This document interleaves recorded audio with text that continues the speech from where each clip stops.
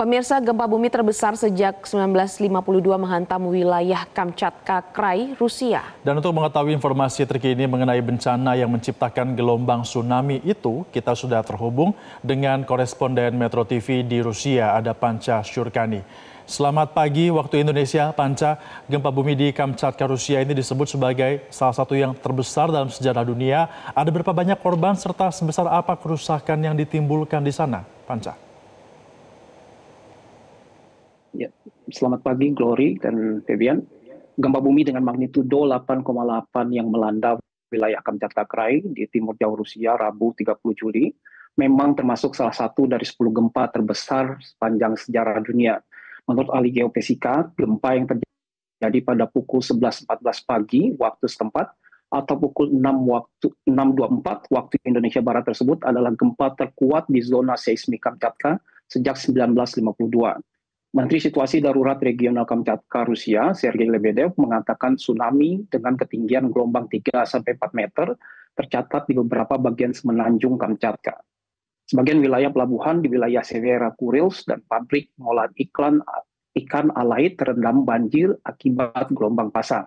Sekitar 300 orang dievakuasi dari area pelabuhan tersebut. Pusat gempa berada 161 km di lepas pantai Kamchatka pada kedalaman 32 km.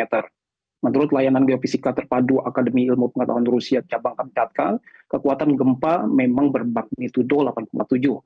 Akan tetapi, Gubernur Kamchatka Krai, Vladimir Saladov menegaskan bahwa menurut sejumlah instrumen pengamatan, kekuatan terbesar dari gempa kemarin bermagnitudo 8,8.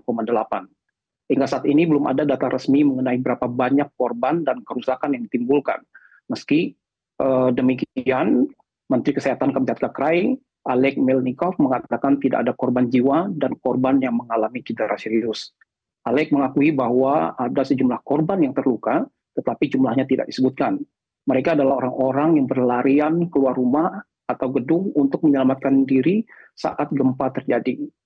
Seorang pasien di rumah sakit yang melompat keluar dari jendela, dan seorang wanita yang tengah berada di bandara saat bencana itu terjadi.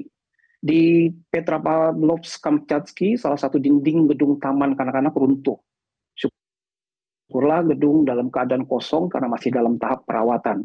Nantinya sekitar 260 anak yang bersekolah di TK tersebut terpaksa harus dipindahkan ke tempat lain mulai 1 Agustus.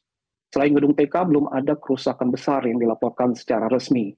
Namun perusahaan utilitas, layanan darurat, dan otoritas lainnya akan memeriksa semua bangunan di wilayah Kamchatka.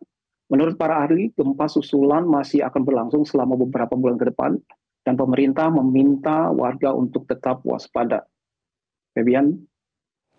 Baik Mas Panca, lalu bagaimana dengan kondisi warga negara Indonesia di sana? Apakah ada yang terdampak?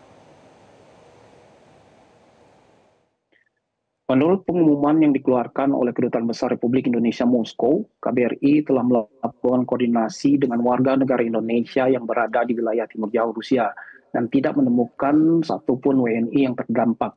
Adapun jumlah WNI per 30 Juni tercatat sebanyak 53 orang dari berbagai profesi, di antaranya adalah mahasiswa, pekerja migran, dan rohaniawan. Konsentrasi WNI di wilayah timur jauh Rusia berada di kota-kota besar seperti Vladivostok, Khabarovsk, dan Yuzhno-Sakhalinsk. Mayoritas WNI berada di kota Vladivostok, yang berjarak sekitar 2.355 km dari pusat gempa. Duta Besar Republik Indonesia untuk Rusia, Jose Tavares, telah berkomunikasi dengan konsul kehormatan RI di Vladivostok dan memperoleh informasi bahwa beberapa daerah pesisir yang dekat dengan epicentrum gempa, seperti di Severa Kurils, mengalami gelombang pasang setinggi 3-4 meter, dan beberapa kawasan di timur jauh Rusia seperti di Petropavlovsk-Kamchatsky terdapat laporan kerusakan bangunan dan infrastruktur. Namun sejauh ini tidak ada laporan adanya kerusakan atau gelombang pasang yang terjadi di kota Vladivostok, tempat mayoritas WNI berada. Sebagai catatan, wilayah Kamchatka sendiri terletak sekitar 6.700 km dari kota Moskow atau memerlukan waktu sekitar 8 jam 40 menit dengan penerbangan langsung. Febian. Baik Panca Syurkani, terima kasih melaporkan langsung dari Rusia. Terus berhati-hati dan selamat kembali bertugas. Jelajahi cara baru mendapatkan informasi. Download Metro TV Extend sekarang.